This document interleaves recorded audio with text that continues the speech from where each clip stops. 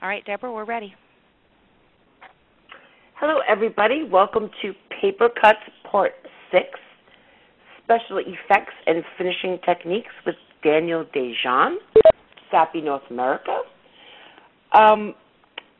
Daniel, I'm referring to now as the Pied Piper of paper.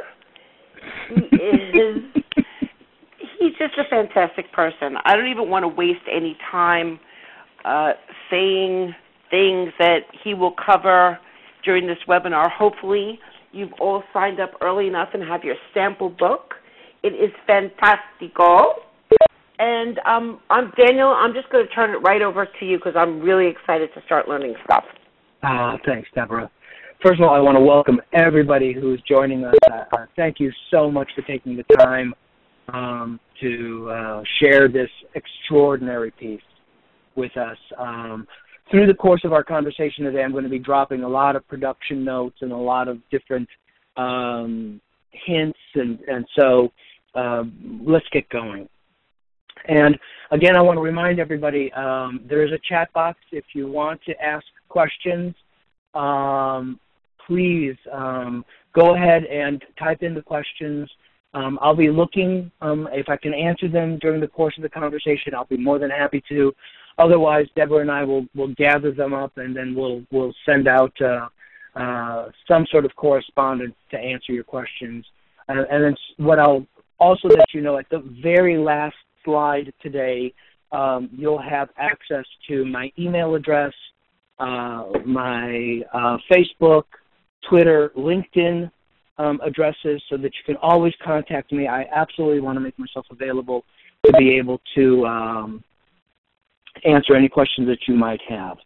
So let me get going, and then let's enjoy the process. So again, welcome. This is standard number 5. This is on special effects and finishing processes, an extraordinary achievement. Let me give you the backstory on how we got to this, and then also credit the amazing people who were involved in doing the piece. Many of you may know that Sappi has got Ideas That Matter. It's a grant program. Every year we donate literally hundreds of thousands of dollars to the design community through the Ideas That Matter program. For those of you who are not familiar, please go to sappi.com, North America, type in Ideas That Matter. You'll see the registration form, etc. We actually, it's not a beauty contest. This is really a grant program where we will award from $5,000 to $50,000 to designers to help them finish not-for-profit pro bono programs, and we have this extraordinary panel of judges. They look at every piece, they read every piece, and the reason I bring this up is, in fact, we had a winner who won twice, and it's a company called 826 National. 826 National was started by Dave Eggers many years ago in San Francisco.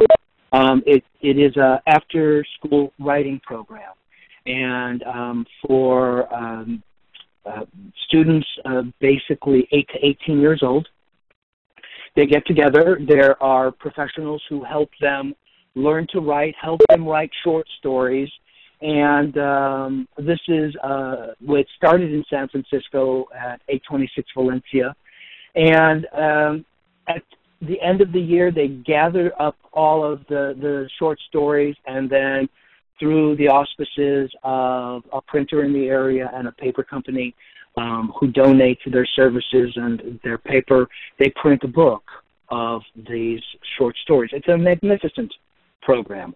Well, it was so successful, and it's in the front of the book. We actually take the time to explain how it was done. And when we toured this throughout North America, we actually had a number of the young writers come and read their pieces. It was very, very touching, and also really a celebration of this program. it was so successful, in fact, that what happened was that 826 ended up having 8 different locations. Here was the interesting thing. When they built the store in San Francisco, Dave Edgars and his team of designers and folks found a location at 826 Valencia, and they started demoing it and building it out, and they were really excited. And in the midst of it, the landlord came and said, Dave, I'm sorry, but you can't just have a not-for-profit organization in this location because it's zoned for retail. You actually have to sell something on this premise in order for you to be able to have the location. So Dave, undaunted, pulls his team together and says, look, we've got to create some sort of storefront or something. We've got to sell product. So they were looking around, and they realized that the location had these marvelous big beams on the ceiling and wood paneling, and one of the designers said, I don't know about you, but I get this sort of nautical feel. I don't know. It gets to me. So what they ended up doing was the store was a pirate supply store for kids. It is the funniest thing you've ever seen. I mean, it is, of course, eye patches and beards and, fake hooks and all that, but it is like mermaid lures and scurvy be gone and all this stuff. It is ridiculously funny. It is as funny for kids as it is for adults. Well, it was so successful that they ended up building 8 locations. And as you can see on this slide, Boston, 826 Boston is the Bigfoot store. So it's everything about natural events, interesting like Bigfoot and Yeti and sort of urban myths. 826 DC is the Unnatural Museum, which was actually started with the Association of the Smithsonian. 826 Michigan and Ann Arbor is the Robot Supply Store. 826 Seattle is the Space Travel Store. And the 826 Chicago is the Spy Supply Store, one of my favorites, by the way. The 826 LA is Time Travel. New York City is the Superhero Supply Store, and I got to tell you, this place is the bomb. I mean, it's all these products to give you superpowers. They have this one room, if you don't mind, quick sidebar. They have this one room that's called the Cape Room, and they actually painted a mural of New York, and they have this racks of capes, because, of course, once you become a superhero, it's no longer just about, tying a towel around your neck and putting your underwear over your pants. So they have this cape room, and the capes they're little tiny capes, for like babies, all the way up to really big capes for, tall people. And you put on the cape and you stand in front of the mural, and then they turn on a wind machine, and then you strike your pose, and for $5 they shoot a photo of you in your favorite cape flying over this mural of New York City. It's just fabulous. And then, of course, 826 Valencia in San Francisco is the Pirate Supply. And, of course, all of the proceeds go to supporting this extraordinary after-school writing program. And so the interesting part of this is that, people always ask us where we get our ideas for our different books. And that really is the genius of, first, our marketing team in Boston, Sappi, but also, in this case, and all of the standards have been designed by Kid Heinrichs and his team, previously Pentagram San Francisco, now Studio Heinrichs, and the extraordinary writing of Delphine Harasuna. And I cannot invite you more warmly. Please read the book. We're going to go quickly today, so I'm going to unfortunately have to skip a lot of pages, but every page is a gem, every page. To that point, and just in finishing the topic of the 826 National, there's this amazing book called Essentially Odd. You can see a photo here. You can get it on Amazon, or you can get it through Barnes & Noble.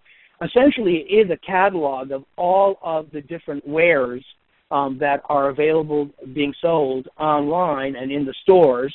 And if you've got kids or nieces, nephews, grandchildren, whatever, please, please, please get a copy of this book or go online and you can see all of these amazing, hilarious products.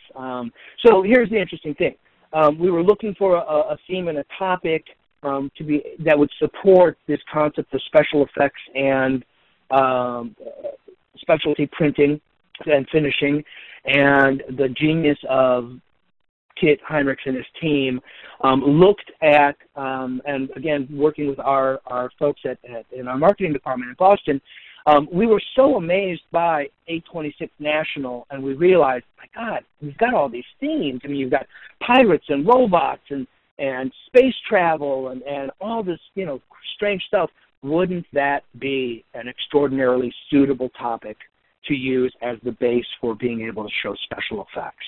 And that's exactly what happened. So 8 stores, 8 chapters in the book, in the standard. And so we're going to move quickly, and as we go along, every once in a while I'm going to turn to you and say, we just changed stores, so we're changing topics. So what I would recommend, if you have the book in front of you, is if you open the book up, the cover, it's a double gatefold cover, and I will share with you that doing the press check on this was a joy. Working with Kit, working with the printer, being able to work on these. Very quickly, for all of you, on page 55, there is a production notes page. We really were meticulous about the production notes. We worked with the 3 project managers at the printer. We went through every change order. We wanted to be absolutely sure that when you go to page 55, you will see every page. It will identify what processes were used, what press it was on, what inks were used, what sequence. We wanted to be absolutely as transparent as possible in the process of how we were able to accomplish these special effects. And more so for us, I think what's so important is, the greatest compliment to us is when you see something that just inspires you, that excites you, that you go, I want to do this, how do I do it? And you go back to that production notes page and you go, oh, okay, this is flocking, or this is foil stamping, or this is liquid foil, or whatever. And you're able to go back to your printer and say, are we capable of doing this? Or maybe you may look at it during the design process and you have a limited budget and go, oh, that's maybe outside of my capabilities, or actually I can do a foil stamp, or I can sneak in a special effect. Very quickly from a production notes process, this was done on 3 presses. The piece was done on a standard 6-color press, 40-inch 6-color press. It was also done on a 6-color press, 40-inch 6-color press, but it had a UV drying unit at the tail end, so that we were printing 6 colors of UV and then drying them at the tail, which gave us enormous capabilities, by the way. And then many of these extraordinary effects were done on a large 40-inch 8-color press with interdeck UV, so drying units between the cylinders, and then a specialty unit at the tail end, which I'm going to show you some images of, where we used essentially what is flexographic equipment that has been retrofitted onto a lithographic press that gives you capabilities of being able to use analog rollers and photopolymer presses. Now, when we did this book, which was almost 5 years ago when we were actually producing the book, quite frankly, there weren't a lot of presses like this, but I will share with you that so many printers do have UV capabilities now, and there are a number of presses that have this retrofitted flexographic capability, UV capability, but more importantly, so many printers now have been able to do many of these processes offline. So they will print standard offset and then take the pages and then go to a press that's on their premise that does UV and that can give you so many of these capabilities. So I invite you, talk to your printers and find out what their capabilities are. Many of you may already know this, of course, so I'm not telling you anything new, but don't feel limited, okay? We've got so much that we can do So let's go. What I was saying before is I would recommend take the double gate cover, open it up so that you're looking at the 4 pages with the superhero and the watch face, and then the back cover, which has got the robot and the skull, and then the beauty of it is what you'll see on my slides is I've done call-outs. And the call-outs really will talk to you about all the different processes that were done on that page. So let's get going.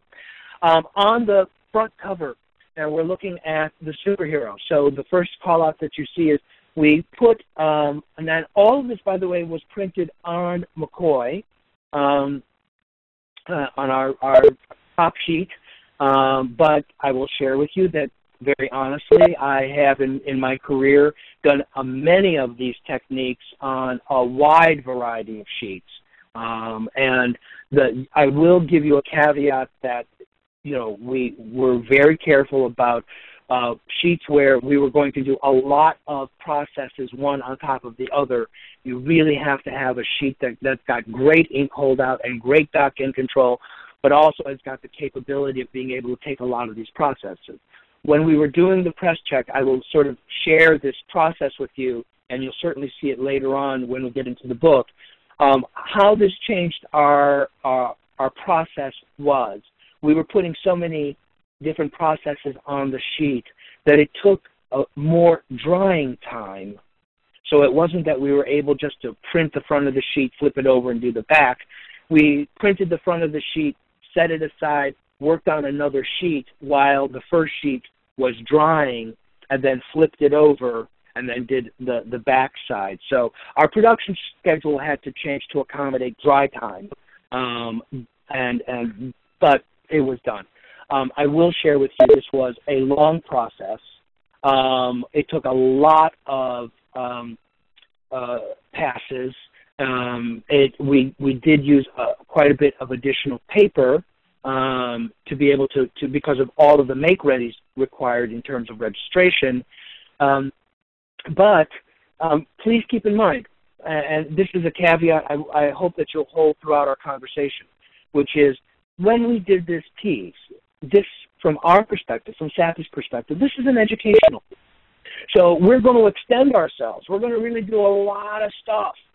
We want you to see as many different variations and combinations as possible. You would never honestly use more than one, possibly 2 of these techniques at a time, just really outside. And I would share, in most cases, you're going to do these kinds of techniques primarily if you're doing collateral. You're going to use these techniques for your cover. And cover stock is ideal for this kinds of techniques. Maybe you might use it for a hero spread. But where this is absolutely ideal, and it is tailor-made, it's for direct mail. That ability of capturing people's attention and engaging them, and really, getting them to be excited is so much a reflection of how we feel about our brand. So, going back to that front cover, you'll notice that we started with a white sheet. What we ended up doing was putting a rainbow foil down. As you move the book, you'll notice that rainbow foil gives us this wonderful shift in color. Then what we did was we did a spot opaque white where you see the yellow. We did a second opaque white where you now see the fuchsia. We then did this spot fire engine red, and you're going to see this fire engine red throughout the book. This is a color that Kit fell in love with and saw great application. He had this color custom made for the book. You'll see it used for type. You'll see it used for callouts, for lines, accent color. So every time you see that red, imagine that is the sort of standard 5 red for the book. And then we did a very interesting technique, which is called Strikethrough. Strikethrough, and this is a technique that you can do on your own, very, very interesting. Strikethrough actually is a special effect where, as you can see, we print the ink down first, where you see the strike and the bars, and then all in line, we put a spot dull varnish down first. Now keep in mind, dull varnish is going to have a lot of topography. It's going to have peaks and it's going to have valleys. So a very heavy density of that dull varnish goes down, or dull UV, or even dull aqueous, quite frankly, on the type. So it's a spot. And now imagine that you're seeing these peaks and valleys. Now the next step, which is amazing, is that we do an overall gloss on top of the sheet. Now here's the interesting thing. Because of the peaks and valleys of the dull, the gloss is going to lay flat on the paper. It's going to drop into the valleys where the dull is, where we printed it on the ink, and the dull ink is going to strike through the gloss, hence the name.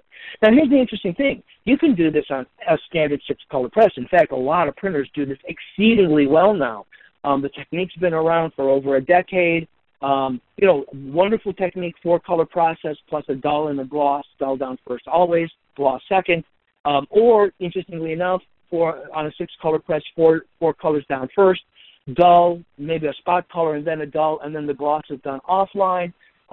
It can be, and here's the interesting thing about Strikethrough, it can be any combination, dull down first, dull varnish, dull aqueous, dull UV, and then on top of it, any combination of gloss, varnish, gloss, aqueous, gloss, UV. So I can put a dull varnish down first and a gloss UV over it, which is wonderful because a lot of printers have got that UV capability offline.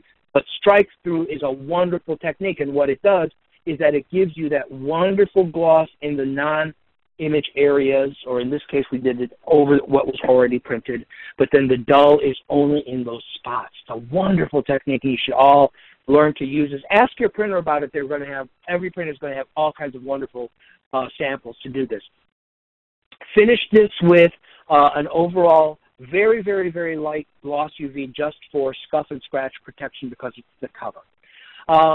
So that said, if you look at the Watchman, this is a perfect example, in fact, as you move this in the light, this is a perfect example where we did 4-color process plus that spot red, as you can see on the 60 and the 30 on the watch face, and then a Strikethrough on top of that, dull and gloss, that gives you all these wonderful, you'll notice some of the watch faces are brilliantly shiny and others are very, very flat. This was basically essentially a 6-color plus a spot, if you will. But if we had limited it just to 6-color and created that red as a 4-color build or a magenta yellow build, it would have stayed on a 6-color press and we would have gotten that effect.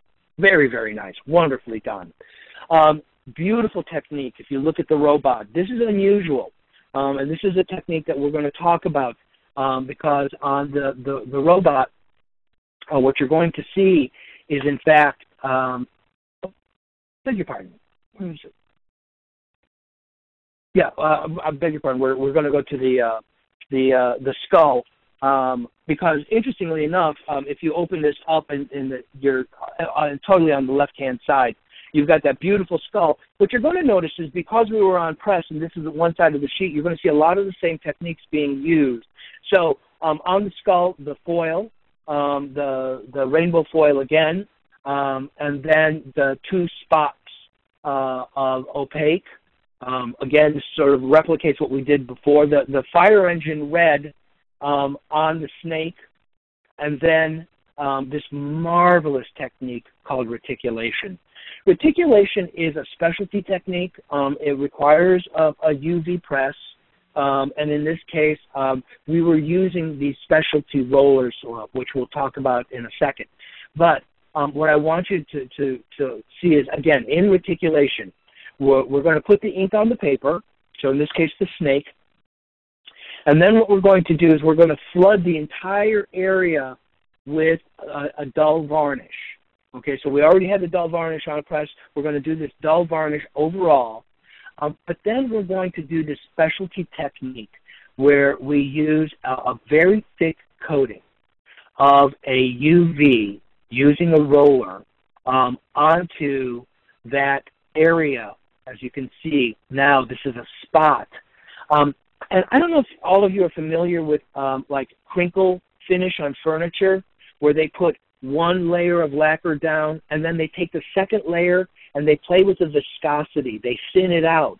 And when they print it on top of the first layer of lacquer, instead of it just being able to dry nice and smooth, because it's thinner, it ends up getting that crackly finish. We're doing the same technique. We're creating that kind of specialty finish. If you rub your finger on the snake, you'll notice that it's got this marvelous texture. The thinness or the fine quality of the snake skin is because of the roller that it was used. And I would share, look at the robot next to it and touch the silver, and there you'll feel it again in the reticulation, giving you that simulated feel of old metallic toys. This is a superbly sensual finish. I love reticulation. A lot of printers have actually been able to do this very, very successfully, some of them even on certain types of offset presses where they can put that strange thinned out layer of varnish, dull varnish on top, and get it to give you that marvelous crinkle effect. It's easier to do on a UV press where you've got rollers, specialty rollers, to be able to control the sandpapery effect, if you will. This is not a sandpaper UV by any means, but that texture can be everything from literally very fine, like sand, to very, very granular and marvelous effect. This is called reticulation. If you want more information, you can certainly just go online and Yahoo or Google reticulated ink effects, and you'll see something like this. Or, by the way, for those of you who are really interested and really super geeky like I am, you can actually go to the National Association of Printing Ink Manufacturers, NAPIM, and they actually have amazing white papers on specialty inks and specialty effects, and they also have by far one of the most extraordinary magazines, trade publications that just talk about all the new specialty effects in inks. So we got to keep moving. We've got so much to talk about, so sorry. Let's keep going. Again, we did a strike-through varnish to finish the skull. So you'll notice that the black around the skull, very, very flat. The gloss of the ink sort of highlights the skull itself. And again, overall varnish just to protect. And we talked about the robot. The beauty of it is that red, that fire engine red. Look at what happens when we print it on the paper, and how extraordinarily bright red it is. And the reason I say that is, as you've got this piece laid out, the front cover, look at how the red changes from being printed on the superhero, on the snake, on the robot, and then on the Watchman with the 10 and the 60, how much that changes, how amazing it is that it is the same red. And that's basically what's happening, is you're seeing the undercolor that's being added to the piece itself. So, wonderful, wonderfold piece. Inside, I'm only going to hit a couple of pieces. If you go to the inside back cover or inside cover on the front, you open up the gatefold. This amazing macro photograph of the bee, really interesting. We used strike-through again. You'll notice where it's green. We did a strike-through in the background and then the gloss on the bee itself. And then this extraordinary switch coat. This is a really interesting technique. Now, this can be done two ways. This can be done as a laminate, where it is almost like a foil process, stamping process. But in this case, this was actually done as a UV coating. It was printed. But it was printed in such an exceedingly thin density, you'll notice that you can actually see the cells of the eyes underneath that were printed. That's how thin it is. But the beauty of it is as you move it, you'll notice that it changes color.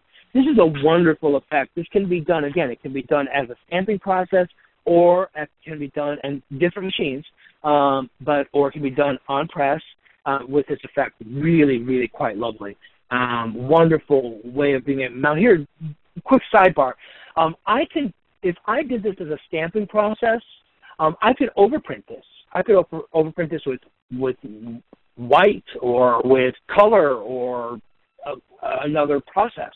So pretty amazing and really lovely, lovely technique, wonderful to be able to use.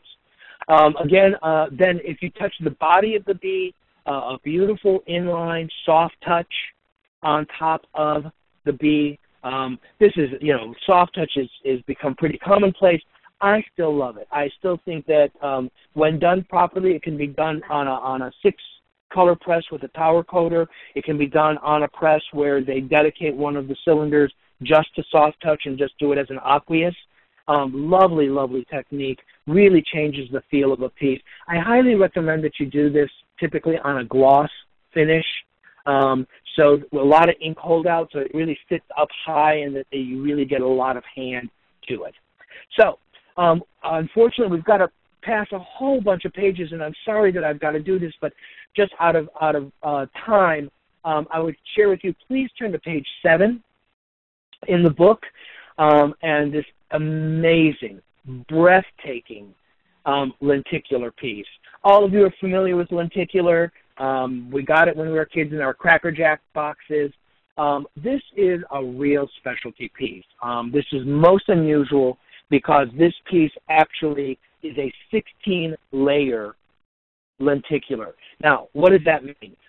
Very different layers. Now, here's the interesting thing. It starts as a printing process. So it was 4-color process printing first, and then this was sent out to a company that does lenticular. And there are specialty houses throughout North America that do this process. It is a stamping process. So the scan, when you do this scan, it is a specialty scan because it doesn't look like anything you've ever seen. Because imagine that we're going to put a very, very thin layer of plastic on top of it, and then we're going to stamp these triangular, let's just start with that, triangular lines up and down. If you rub your fingernail across the piece, you'll hear the triangle, the texture. And in the simplest way, your left eye sees, imagine that it's this triangular rail, if you will, lots of thin triangular rail side by side. Your left eye sees the left side of the triangle. Your right eye sees the right side of the triangle. And through that, we can either create motion or we can create three-dimensionality. Cool? Cool. This is very different. If I really want a lot of three-dimension, we're looking at not just a triangular rail. We're looking at a rail that's got a bit of faceting, so that your eye sees the left side and sees all the facets, and that gives you the three-dimensionality. That would be 8-layer. There's also a technique that it's faceted to be able to give you motion. What you have here is a most unusual piece because as you look at the piece, it's creepy, I know. But as you move it, one of the things that you'll notice is the eyeballs are not only three-dimensional, but as you move it left to right, you notice that the eyeballs follow you. This obviously should all give you the idea that you take this piece and you place it strategically somewhere in the office or in your home so as people walk up to it, oh my God, there are the eyeballs, and it's following them and it creeps them out. What I do want you to notice, please, is that we've done some specialty techniques throughout the book, and in the case of these specialty techniques, we've given you, like you'll notice in the upper right-hand corner, is a QR code. It's a quick response code, and if you use your phone or a tablet and you hover over, you turn on your QR app, and you hover over this QR code, what's going to happen is that you're going to, in fact, come on, there, be able to see this, and that little QR code. In this case, this is the QR code for the pirate that's coming up. It will talk to you about the specialty effects. So in this case, as you scan this, you'll see the little QR code with the skull and crossbones, and it's going to be an explanation of lenticular. So we wanted to make sure that you had this, because if you follow this site, what will happen is you'll see this explanation. In this case, that's my phone, explaining lenticular. So, in some cases, we could have printed this in the back. And this is the beauty of and the genius of Kit Heinrichs, is we could have printed this on the page, but, it would have eaten up all the page and it would have ruined the aesthetics. And we could have printed it in the back, and you would have to go back and forth and back and forth. But this is absolutely the best place for the use of QR codes. You're looking at the piece. We want this to be multimedia, multi-channel.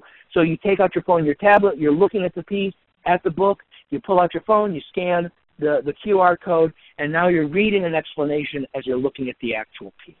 So nice way of doing this. So this is, as I said, the genius of Kit Heinrichs never ceases to amaze me. If you'll turn the page, we're looking at the Pirate, lovely piece, black thermography. And please, I grew up years ago, we always used to talk about thermography as being poor man's engraving. It's not. Here's the interesting thing. Thermography is a wonderful technique. It's an offline technique where old school, they would print the piece and then they would use the same plate and then print a specialty ink on top that would then go down a line, get dusted with a powder. The powder would adhere to the wet ink and then go through a heating tunnel, and the heat would make the powder puff up and then create this wonderful texture. It comes in every color. It's cross-referenced to Pantone, but I love clear thermography. I use clear thermography on top of 4-color printing. It is, in fact, an unpigmented ink that is printed and it puffs up. And I love it because, to me, it simulates embossing. Wonderful technique. So as you feel this, you've got this wonderful texture, and then as you'll notice, Kit couldn't leave this alone, so we ended up doing foil stamping, copper foil on the earring, and then gold foil on the tooth, and gives you this wonderful piece. Really quite lovely. Again, very inexpensive. By the way, quick sidebar, this thermography was actually done electrostatically. New school, it's toners. The toner is put down. It's left wet. Powder is blown onto the toner while it's still wet, and then it's cured using UV, and that UV, of course, has got heat to it, and it puffs up the toner and does exactly the same thing. So very quick, very, very efficient, but it's sort of the new school technology for being able to do thermography. Lovely piece and quite nice. So on the page next to it, you'll notice the ship in a bottle, beautiful spot satin varnish on the base, and then a raised gloss UV on the bottle itself. You'll notice that the bottle, the UV, is tinted, and it also has a wonderful sort of slight texture to it, because, as you know, as glass gets older, it ends up getting this sort of strange raised sort of patterning technique. So let's talk about this. I keep referring to this new technology with Analox coatings. Standard 6-color press, you probably all see what this looks like. And we're coming down the press, so the feed is up here. Here's this Analox coater. What's happened that makes this so unusual? Normally, this would have been just a standard coater. It has been gutted, or if it's bought new and retrofitted, it's fitted out to the back of the press. What makes this unusual is normally in a coater, you've got, the ink tray up at the top, you've got foam rollers, and then a blanket that transfers or you have a transfer roller that then is in contact with paper. In this case, they've gunned it. And what you're going to see on the inside is actually something very unusual. First is an Analox roller. Analox, again, this is flexographic equipment. What makes the Analox roller unusual is it's got a sleeve. And that sleeve can be metal or it can be ceramic, but in all cases, it has these tiny cells that have been engraved into them. These cells change in size and depth. Based on the size of the cell and the depth of the cell is how much liquid they are going to hold as a well and then transfer onto the paper. So these wells are in fact filled and then scraped off with the doctor blade and then transferred onto a photopolymer plate. These photopolymer plates are rubber. Cyrel is a trade name. It's a DuPont product. What you'll notice here is you just have to send in the file. Don't worry about it. The file is reversed. It's exposed. The rubber plate has got special coating. It's exposed as a positive. What I want you to notice is when it's processed, the image areas stay raised and the non-image areas are eaten away. So interestingly enough, by the way, these can carry a 200-line screen. They can actually carry exceedingly fine type, even serif type, cursive type, think packaging, okay? So the fact of it is, the way that this is going to work is you've got your Analox roller, how much liquid, what kind of liquid am I actually going to put on, transfer onto this Cyrel plate that in turn is in contact with the paper. And so in this case, on the bottle, it was a clear UV in the shape of the bottle. This, by the way, is how we're able to do spot UV. It is how we do all these spot metallics, like liquid foil, etc., that you're going to see in the book. So in this case, it was cut out in the shape of the bottle, and then and it was thick enough to be able to give you that wonderful texture. We're going to move, again, we're going to change pages. We're going to skip pages. We're going to go to page 13. And when we go to page 13, there's this marvelous illustration, just gorgeous, of this robot. Some of you may recognize Robbie, the robot. This is John Matos' illustration, just gorgeous. So four-color process, a spot red done on the background. That's our spot red that we've been using everywhere on the background. Then we've done this really, really interesting fluorescent green that's opaque around the robot to give it that wonderful glow.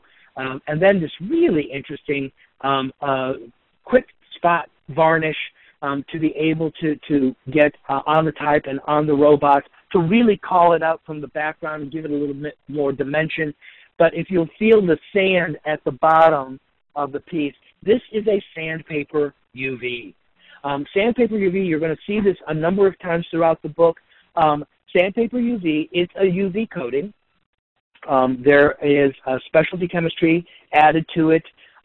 Basically what happens is the exposure of the UV light makes the chemistry inside start to bubble.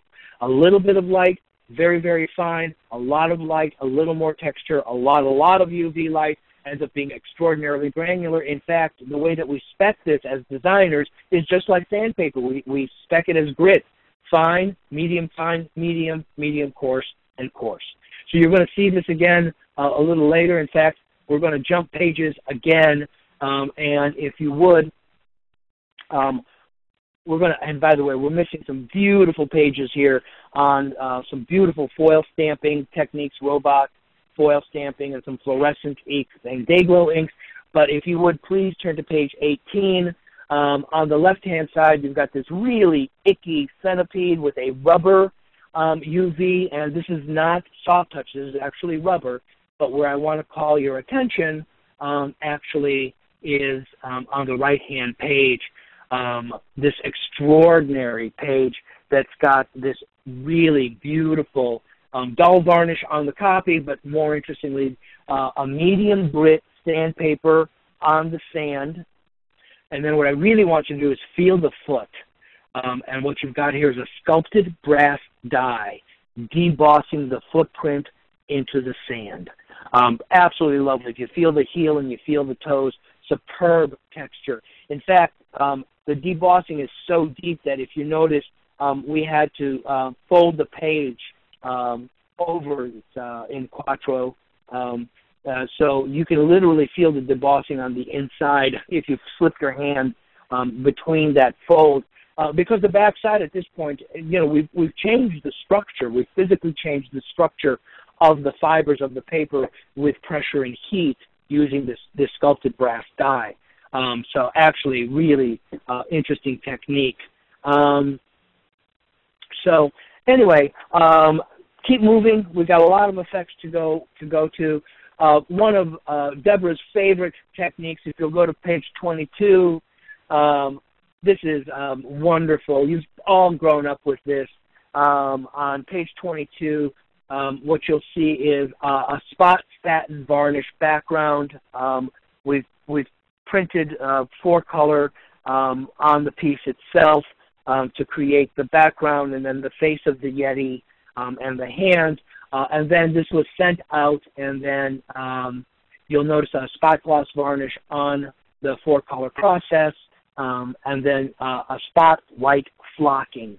This flocking, interestingly enough, it's done very much like thermography, printed, and then again, this flocking comes in every color that you can imagine, cross-reference to Pantone. But imagine that it's extruded plastic. Think shower head or pasta machine.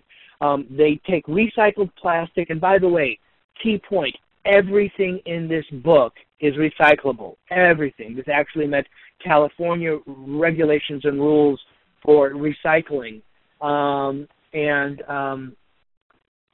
But imagine that we're going to take, in this case it's white, we're going to take this recycled white plastic, we're going to put it into what looks like a pasta machine, if you will, and through heat and pressure and putting the right kind of head, we're pushing out these little tiny plastic hairs.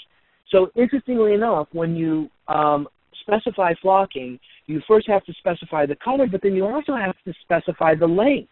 Do you want it really short, like we have here, or do you want it a little longer? Think shag rug, And so the toner is put down. While it's wet, the flocking is poofed onto it. An extra little poof of air blows off the excess, cured with heat, and it sticks, and there you have it. So, it's really sort of interesting because it really's got this wonderful feel. The difficulty of webinars is, of course, I cannot see you. Because I've got to tell you, one of my greatest pleasures in presenting this Standard 5 when I toured all over North America doing this was the pleasure of watching the audience as they were touching and feeling and looking, and the look of delight.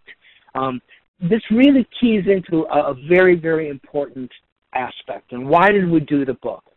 We did the book for 2 reasons. First and foremost, because one of the things that we had noticed was that everybody was so budget conscious, particularly coming out of the recession, the 2007-2008 recession, and that nobody was using special effects. And to a great degree, people weren't being mentored in special effects. They didn't even know what all of the capabilities were, and we really felt that this was an opportunity for us to have a very, very important and larger conversation with people.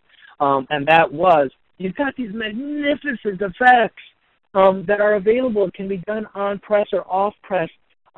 Key point, we are, in fact, a sensual species. We love having our senses, stimulated. We want to look and see and foil stamping and liquid foil and things that are shiny and bright and all the different UV techniques, etc., and feeling things like flocking and sandpaper and soft touch. This is important. This is such important stuff. The Specialty Printing Industries of America, that is a society, SPIA, did a survey, and what they found was that companies that use special effects end up with an 18% higher sales than when they don't use special effects on the same piece. So they sent out pieces, like imagine I could have sent out just 4-color of this Yeti, and then I could do the 4-color with the flocking, and they had an 18% higher response rate. So how cool is that? I mean, if that doesn't give us a reason to find that extra little dollar to make this work for us, by God. And this is inexpensive. This actually, if I'll be honest with you, things like thermography, flocking, etc., they're not that expensive techniques. Foil stamping, die cutting, not that expensive. Where it really does change the process is in time. You have to schedule the additional time. And in fact, that's why most of the special effects that we see are typically invitations, holiday cards, those kinds of things where we can plan it out well enough in advance. I certainly appreciate the fact that most of you are working on such tight budgets and tight schedules. It's like, I don't have the time to do this.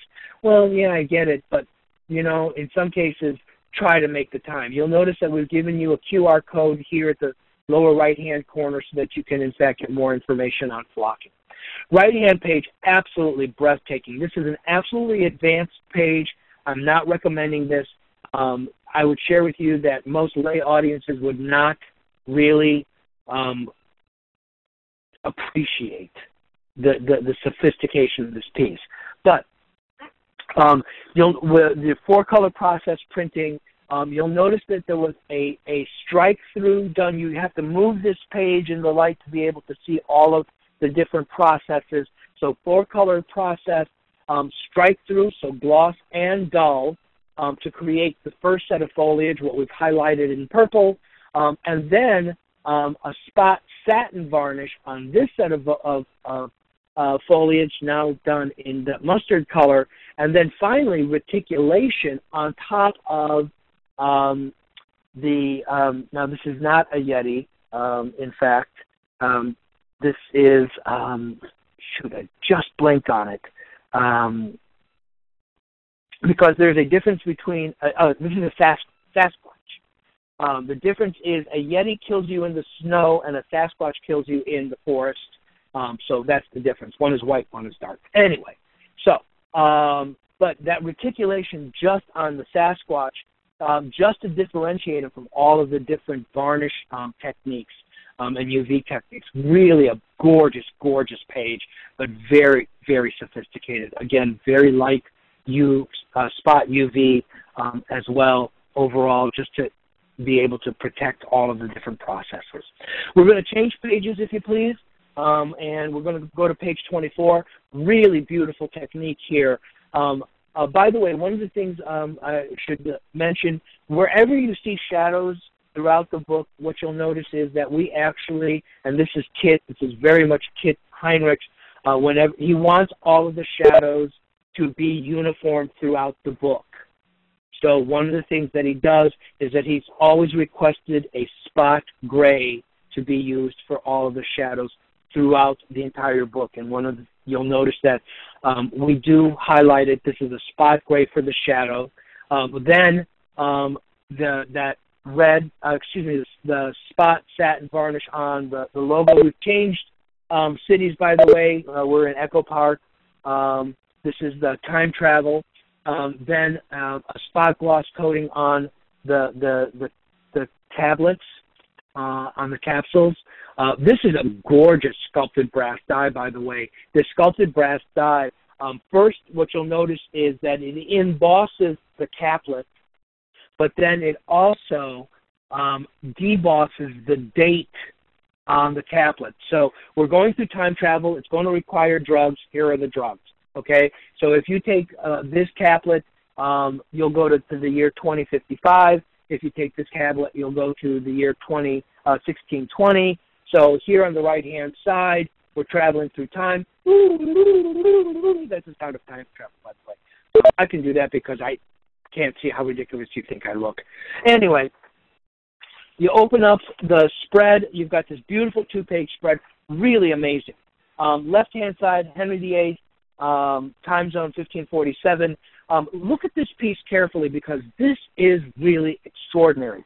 If you look at, and we've highlighted this in the yellow, there was a metallic printed underneath the 4-color printing that, in fact, highlights all of the embroidery and all of the tail of the clothing. Just exquisite. So liquid foil, liquid silver down first. Now this is a flexo process. So liquid silver down first, over which we printed 4-color, and then we went in and did a soft touch on the fur and on the feather of his hat, and then finally a spot raised coating on the jewels. So a lot of techniques, very, very subtle. And I love this piece for one reason. Virtually throughout this book, this is all original photography and original illustration. And I think that one of the things that Kit wanted to show was here is a piece of pickup art that we found through Getty. And but by using these techniques, we've embellished this to really make it very original and very much our own and very, very unique. We go to the right-hand side, really unusual piece. This is a tritone.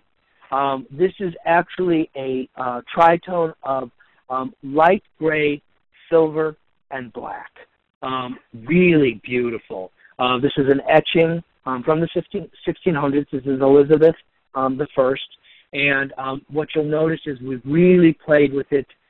So you've got that light gray, metallic, silver, and black to create this tritone piece. Really quite beautiful. What makes this unusual, of course, is as you move it, you'll notice that what happened is there was a satin coating put overall on. Now, we call it spot because, keep in mind, this is a huge page, and we're only doing this page. This, if you were doing it yourself, it would be overall. So overall on the page was spot for us. Spot on this page of a satin coating. But what was very, very cool was that while it was wet, debossed into it was this die strike. And what was so cool about this was the fact that while it was wet, the strike itself, these are really inexpensive. I mean, they're like plastic. They come in every imaginable finish you can imagine. This is a burst, but it comes in wood grains, and it comes in verticals and stripes and things, but it's literally cut out, and it is pasted, adhered. It's got an adhesive back, and you literally adhere it onto the blanket. So we did the spot satin down first, and then it went to the next cylinder, and the next cylinder did this die strike in line. How cool is that? So anyway, wonderful technique. Inexpensive, quite frankly. You can do this on a 6-color press. Really, really wonderful. Good explanation up on the right-hand side, and then again in the production notes. I would ask you, please, this is a double gatefold. If you will open it, we are traveling through time, and I've got to do this really quickly, so stick with me, okay? So we open this up, starting with the left-hand side. Caveman. Sandpaper on the caveman himself, and then when you look at the pharaoh and the samurai, you've got a spot metallic on the pharaoh and on the samurai. You also then, going back to the pharaoh, got a spot gloss varnish, and then on the pharaoh and the samurai, you've got a spot dull varnish. We continue, and there's a spot metallic on the samurai to finish the samurai.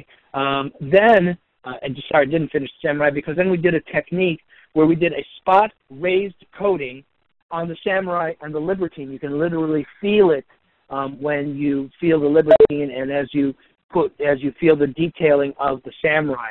Quite nice.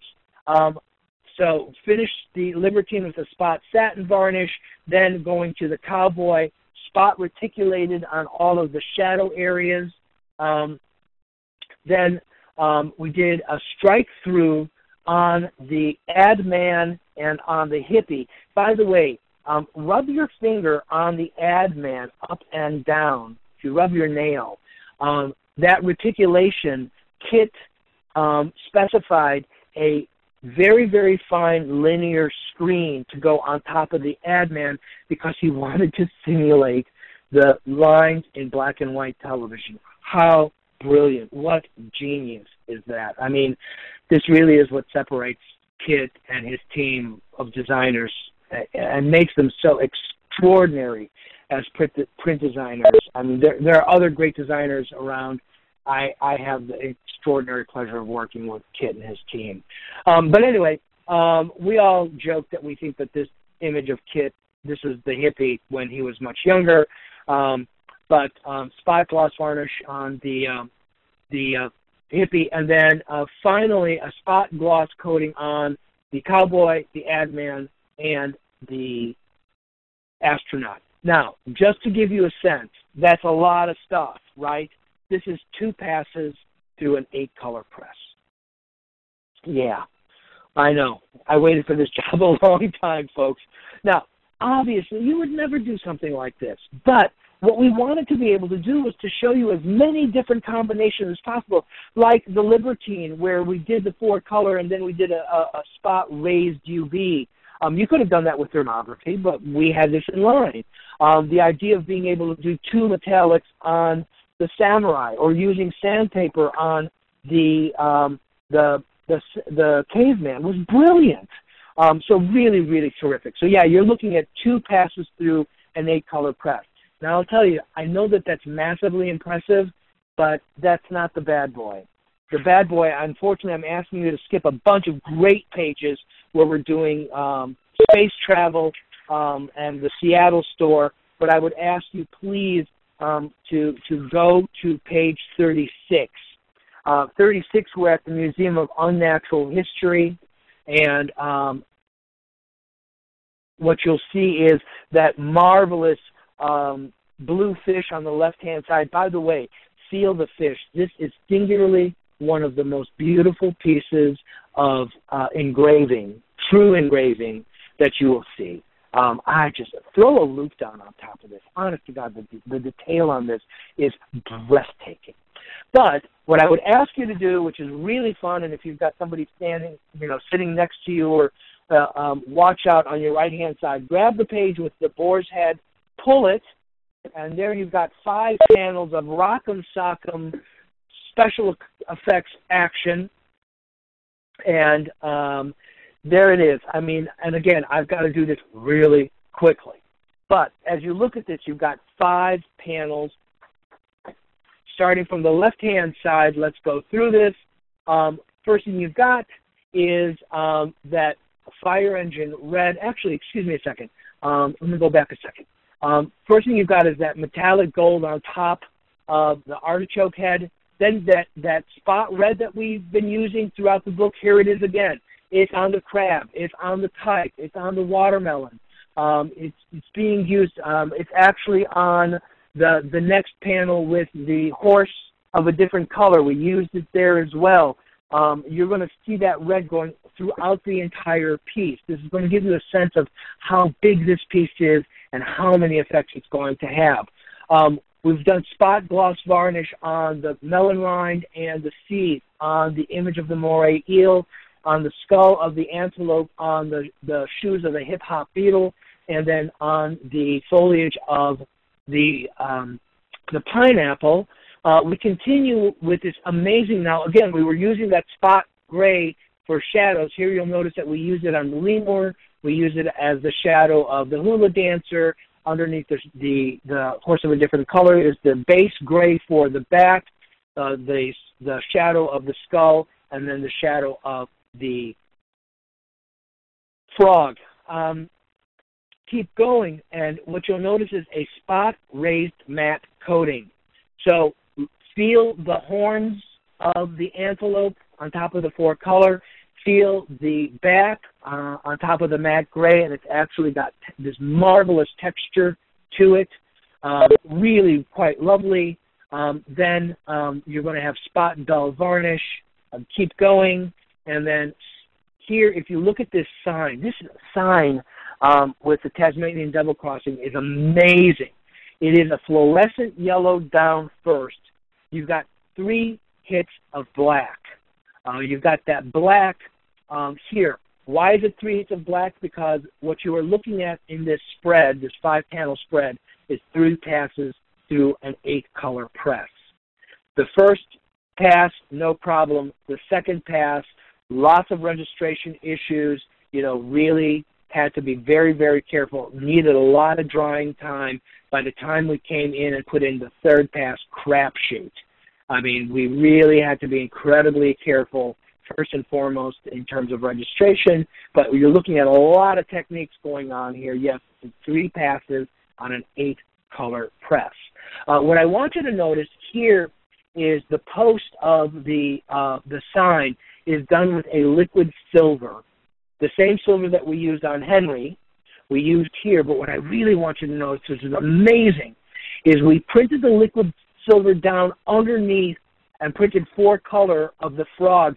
And as you move the frog, you notice that it's got this sort of this wonderful luminosity. It's got this wonderful sort of twinkling. That's the liquid silver underneath.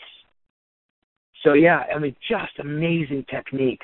So the fluorescent yellow we talked about, the metallic silver, the really wonderful sandpaper on top of this ichthyosaurus thing on top, and then probably hands down the pièce de résistance is in fact this extraordinary panel with the boar's head. Satin varnish on the plaque itself, soft touch on the muzzle, then this beautiful raised gloss coating, which was used on the cat-o'-nine tail and on the tortoise, but on the tusk and the eyes, again, this is what we used on the jewels of Henry. And then probably the most extraordinary was this spot sandpaper just on each one of the individual bristles of that boar to be able to give you this amazing texture. What was amazing about this was that if you put a loop down on top and you look at these bristles, you notice that we were able to do this in the separations and that's actually how we created the spot plate to be able to do this. Absolutely amazing. Really very, very, very exciting. Quickly, please, there's a QR code right here. If you scan it, you're going to have a lot more information about all of these different special effects. So really the pride and joy of the special effects in the book itself. So we're going to, if you will, please, we're going to go to page 38. We're now in Chicago in the Spy Store. As you look at it, you're going to notice that the card has got that switch coat again. So I'm going to be moving really quickly now. What I want you to do, though, is look at the page with the keys. We did our warm red down first, and then what you'll notice is then we've got actually 3 metallics. We've got 3 coatings: gloss, satin, varnish, and then if you rub this key, which we identified for you in advance, and if you rub it really well with your finger, you'll notice that that red that's printed underneath comes through because this is a thermochromatic ink that changes with the heat of the friction that you just gave it from your finger. Really a wonderful technique. Thermochromatic inks are being used a lot more. You've seen thermochromatic inks, by the way, being used in screen printing, of course, on mugs and things where you pour the hot coffee and it changes color. But this is done on a press. Very, very unique, pretty revolutionary at the time that we did it. If you will turn the page and get to this marvelous trench coat, you'll notice we put a soft touch over the entire coat to give you that wonderful texture. There's a spot gloss varnish on the buttons and on the buckles just to highlight them, and then this absolutely extraordinary blind emboss brass die of all of the gadgets being contained inside the coat that was highlighted here in the purple. We're going to have to change, and again, we've given you a wonderful QR code to follow. We need to change pages. We're going through the Super store now. We're in Brooklyn.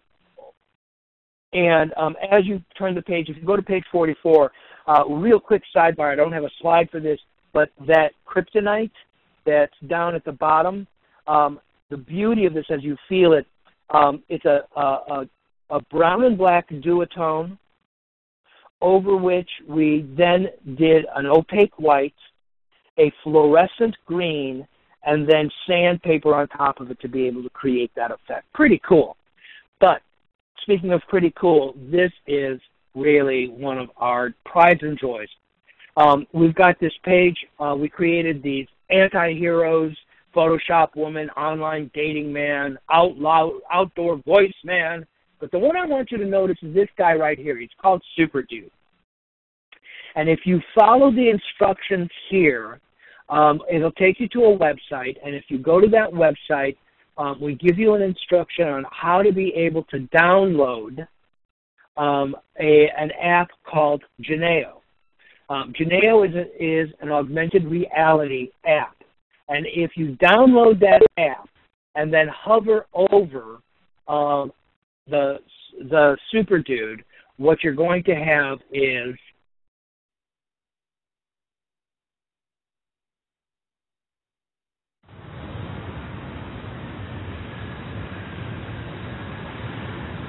Dude. Dude. Dude. Dude. Dude. Dude.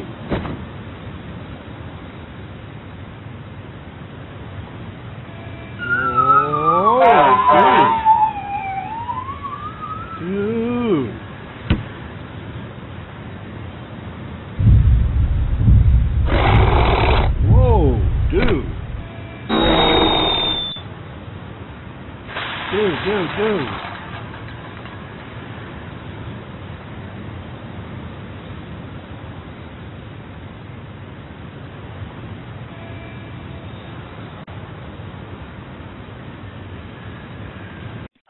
A lot of techniques.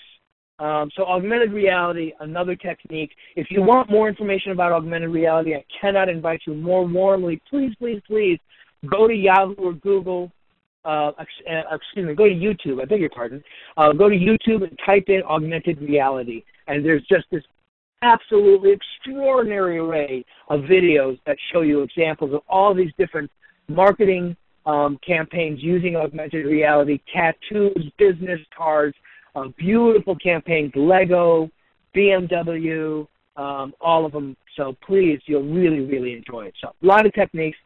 Finishing up, we actually will go to turn the page. You'll have the can, and we have 3 techniques, varnish techniques, but what I really want you to do, please, is scratch the top of the can and sniff it. Either sniff the can or sniff your finger, and there's this gorgeous coffee scent. This is a specialty ink. This was done on press, and the beauty of it is, you'll actually be able to do this. What makes this unusual is that the ink company works with the scent company. They take the essential oil, they microencapsulate it, they emulsify it in the UV. When your finger breaks the capsule, the scent is emitted. If the capsule's not broken, the company guarantees that it will stay fresh for up to 3 years. So really unusual, because up until now this has always been done through screen printing, and now we can actually do it on press. And then probably one of the most beautiful pieces I have seen done in laser die cutting is the Invisible Man. This is a gatefold. As you pull it open, you'll see this gorgeous laser die cut of the Invisible Man, which was done for us through a company. We've got this absolutely superb QR code right here that, in fact, identifies more about laser die cutting. Last thing is, as you go through the end of the book, you'll notice that there is a pocket that was created. There's a poster inside. The poster done with a simulated screen process, split fountain technique, and then the poster itself with all of these wonderful characters showing all of the 8 stores and representatives. So there is the information. There's my email address. There is my Twitter address, my Facebook, my LinkedIn. God, I hope this has been fun for you and impressive. And more than anything, we so want for this, in fact, to be inspiring. Go out there and use special effects. Go and talk to your printer, and please, it's not as expensive as you think. And if my job, of course, is to differentiate my products or my clients' products and services from their competition in their market, and nothing will do it better than special effects. So, Daniel, thank you so much for everything. My pleasure. I also I forgot to mention in the beginning that the webinar was sponsored by the NPTA and At Task Marketing, so I just want to thank them before we got any further. Absolute pleasure. I know I was talking like a Faradon espresso there for a while, but we had so many techniques, and I really wanted to be able to identify them. Again, I call your attention to page 55, where you have all of the production notes and credits that takes every page and identifies every technique on every page for you. So, Danielle? Yes? Do you happen to remember how many of these we printed? Yeah, actually, we printed 100,000 to be able to get 75,000 good books. At the end, we ended up with around 77.5. And I will share with you, honestly, we are at the very end of our library, of our archive of this book, and once it's gone, it is gone. The next time you will see it will be on eBay. I think we've already seen them on eBay. I think we already have indeed, yes. And if Absolutely. you have not received your copy of the Standard 5, they all should have gone out, but if you happen to be late registering, contact either Deborah or Sappi, and we'll get you a copy of it. Wait, are you saying people are trying to sell these sample books on eBay? Oh, yeah. Yes. Absolutely. Standard 3, which was the book on varnish techniques and coatings, which is now completely out of print, has in fact been seen being sold on eBay. Yeah, absolutely. Oh my God, that's amazing. Well, I got to tell you, when I heard that, I wasn't sure whether to be flattered or horrified. I wasn't sure if I was a collector's item or if I was now officially vintage. You know, it's a little of both, but I love it. Yeah, exactly. Now I'm going to save a whole bunch of them for my retirement now. Well, again, I really hope that everybody enjoyed this webinar. I know it was an enormous amount of information to go through in a short period of time.